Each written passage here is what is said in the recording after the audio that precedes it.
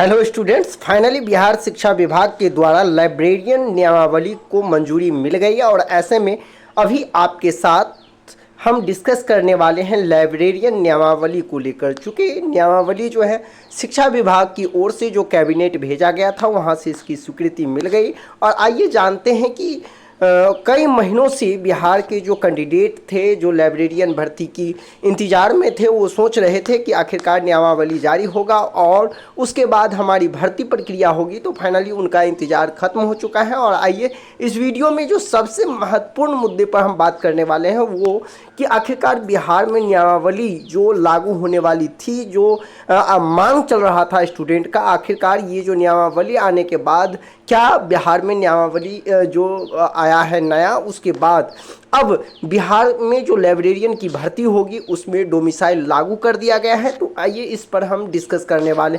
सबसे पहले आप देखें तो ये नियमावली जो है वो शिक्षा विभाग की ओर से जारी किया गया है और आज जो है कैबिनेट की बैठक में इस पर मुहर लग गई। ये जो नियमावली है वो लाइब्रेरियन से रिलेटेड है। अब इस नियमावली जारी होने के बाद जो नियुक्ति का रास्ता है वो साफ हो चुका है। ऐसे में आपको दो परीक्षा से गुजरना होगा। एक तो आपको बिहार विद्यालय परीक्षा समिति द्वारा आयोजित एसटीईटी परीक्षा देना होगा, वही दोबारा आपको उसमें सफलता प्राप्त करने के बाद जो है वो आयोग द्वारा जो परीक्षा कंडक्ट की जाएगी उसमें आपको जो है वो आवेदन करना होगा और वहाँ भी सफलता हासिल करनी होगी। लेकिन जो सबसे बड़ी बात है बिहार के स्टूडेंट के लिए, जो इस नियमावली में डोमिसाइल लागू कर दिया गया है। आप देख सकते हैं नियुक्ति प्रक्रिया की बात करें यदि इसमें आप देखेंगे तो स्पष्ट कहा गया है कि जो इसमें आवेदन करेंगे वो भारत का नागरिक हो एवं बिहार का निवासी हो। यानी कि जब आप बिहार का निवासी होंगे तभी जाकर के आप जो है इसमें आवेदन कर पाएंगे।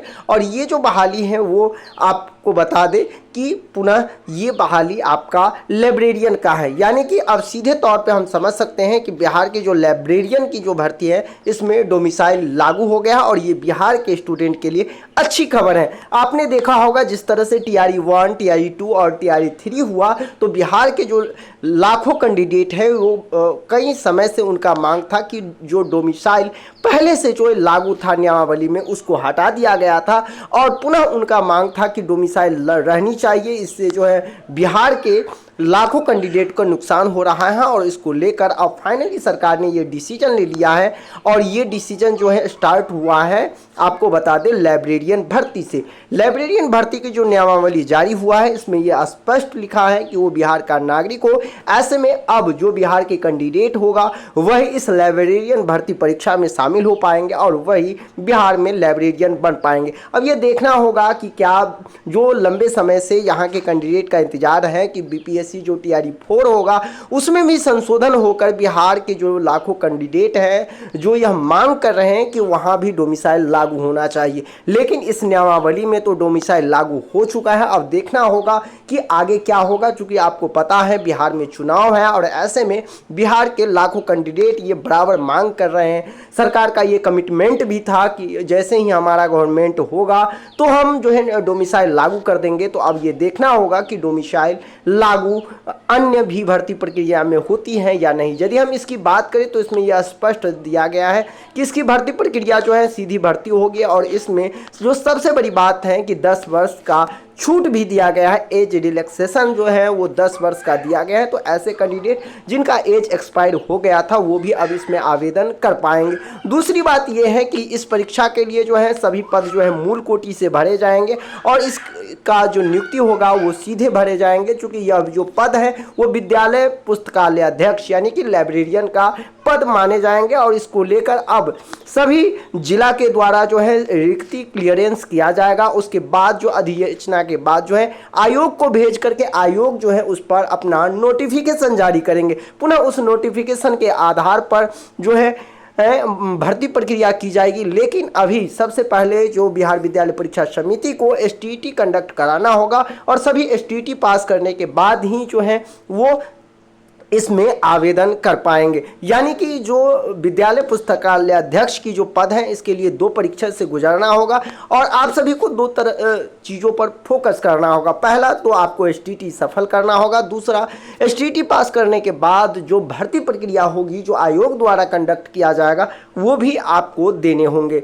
यानी कि इस नियमावली में जो सबसे मुख्य बात है वो 2 ही 3 है। पहला, इसमें डोमिसाइल लागू है। दूसरा जो इसमें है वो ये कि आपको एसटीटी देना होगा। और तीसरा जो इसमें है वो आपको आयोग के माध्यम से परीक्षा भी देना होगा। यदि इसमें हम वेतन की बात करें तो इसमें वेतन की अभी कोई बात नहीं की गई है। आगे जो है जो प्रशासकीय विभाग वेतन क्लियरेंस की बात करेगी, लेकिन इस नियमावली में वेतन से संबंधित कोई भी स्ट्रक्चर नहीं दिया गया। यानी कि इसको लेकर आगे जो है पूरे दिशा निर्देश जारी किया जाएगा। अभी ये जो पूरे नियमावली जारी किया है वो भर्ती प्रक्रिया से रिलेटेड नियमावली जारी किया है।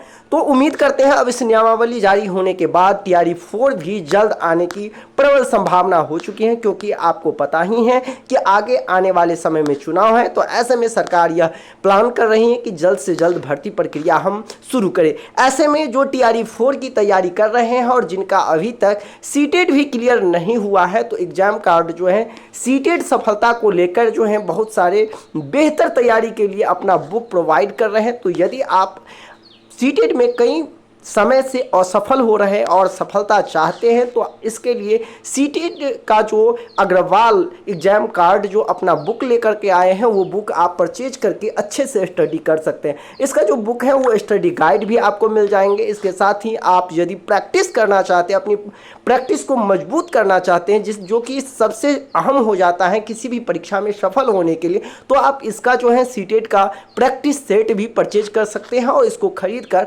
आप नित्य दिन प्रैक्टिस कर सकते हैं, जिससे कि आपकी परीक्षा को, आपके एग्जाम को एक अच्छा बूस्ट मिल सकता है। यदि हम बात करें इसमें, तो इस एग्जाम कार्ड के द्वारा ही आपको 23 सॉल्व पेपर यानी कि जो विगत वर्षों में जो परीक्षा हुए हैं उनका भी आपको एक रूपरेखा मिल जाएंगे कि किस तरह से परीक्षा में प्रश्न पूछे गए, वो भी बुक आप लेकर के अपनी तैयारी को मजबूत कर सकते हैं। तो हम कह सकते हैं कि जो लोग अपनी तैयारी में लगे हुए हैं और TRE 4 के इंतजार में हैं और सीटेट अभी तक सफल नहीं हो रहे हैं, तो इस बुक को परचेज करना न भूलें। आप इस बुक को परचेज करके अपनी तैयारी को मजबूत कर सकते हैं। लिंक डिस्क्रिप्शन बॉक्स में है, वहाँ से आप इस चीज़ को परचेज कर सकते हैं।